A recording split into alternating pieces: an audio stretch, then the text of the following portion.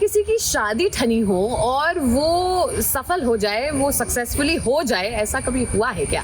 जैसे कि सीरियल झनक में हो रहा है, झनक और अनिरुद्ध की शादी होने वाली थी, लेकिन ये शादी ऑफ कोर्स नहीं हुई, इनकी भी हैप्पी एंडिंग नहीं हुई, क्योंकि झनक ने अनिरुद्ध को सच बता दिया है कि वो माँ बनने वाली है, लेकिन अनिरुद्ध जो है वो झनक पर शक कर रहे हैं। तो इनकी कहानी भी ना बड़ी कॉम्प्लिकेटेड हो गई है, इनकी भी हैप्पी एंडिंग होती हुई हमें नजर नहीं आ रही।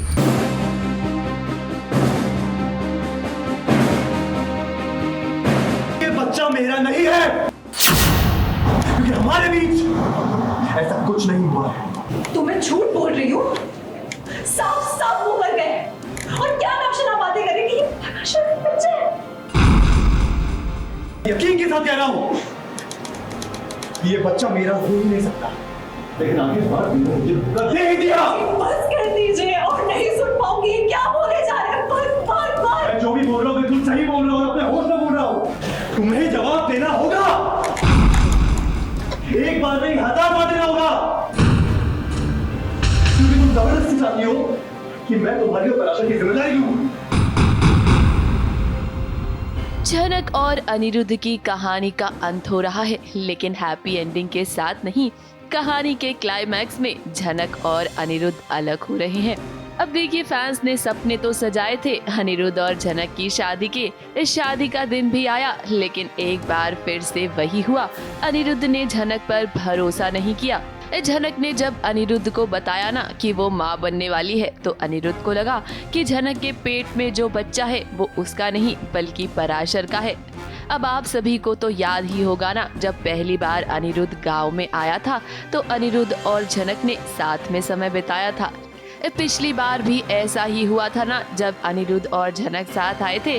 झनक प्रेग्नेंट हुई थी, लेकिन अनिरुद्ध भूल गया था कि झनक और वो साथ थे।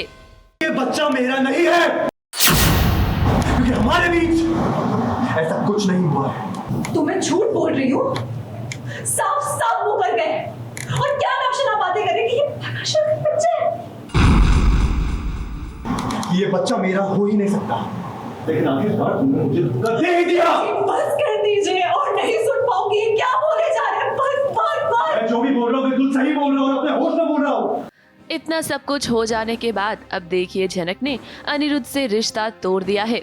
अनिरुद्ध चाहता है कि झनक इस बच्चे को अबॉर्ट कर दे, लेकिन झनक ने इस बात से साफ इनकार कर दिया है। देखिए, कहाँ कहानी में शादी का ट्रैक चल रहा था, अनिरुद्ध और झनक एक हो रहे थे, लेकिन लगता है कि जाते जाते भी मेकर्स अनिरुद्ध और झनक का मिलन नहीं करवाना चाहते। अनिरुद्ध और झनक ने अपने लास्ट डे की शूटिंग भी कर ली है, और देखिए जाते जाते उन्होंने क्या कहा। I'm emotional. It's my last day at work, and I'm going to miss being Jhanak. I'm going to miss you guys watching me on screen. I'm going to miss the whole team. What to do? Storyline तो हमारे हाथ में नहीं होती है. Even I wish happy ending होती दोनों के लिए. मुझे लगता है कि अगर कोई चीज़ ख़त्म होती है तो दूसरी चीज़ वेट कर रही है, और हम इसीलिए हम इंडस्ट्री में आए हैं ताकि हम दूसरे कैरेक्टर्स निभाएं। बाकी रहा दूसरा काम, तो उसकी भी बातें चल रही है, and I think in next 2 or 3 weeks may be, not more than 20 days, सबको पता चल जाएगा, because I will announce it officially. उसके बावजूद भी क्योंकि इंसान में इमोशंस होते हैं, तो थोड़ा बहुत बुरा लग रहा है, बिकॉज 1.5 साल सब यहाँ पे रहे हैं एंड एक साथ काम किया है। तो हाँ, ये मेमोरीज, अच्छी मेमोरीज हमेशा मेरे साथ रहेगी, एंड लाइफ में आगे बढ़ेंगे। I want to thank you guys कि आपने इतना सारा प्यार दिया, इतना सारा सपोर्ट दिया है, और प्लीज़ वो ऐसे ही keep the love coming। आखिर में अनिरुद्ध और झनक तो एक नहीं हो पाएंगे, लेकिन अब नई पीढ़ी इस कहानी को आगे लेकर जाएगी। हम उम्मीद करते हैं मेकर से कि इस बार वो कहानी को एक नए तरीके से दिखाएंगे। मुंबई से प्रिया धवड़े के साथ एबीपी न्यूज रिपोर्ट।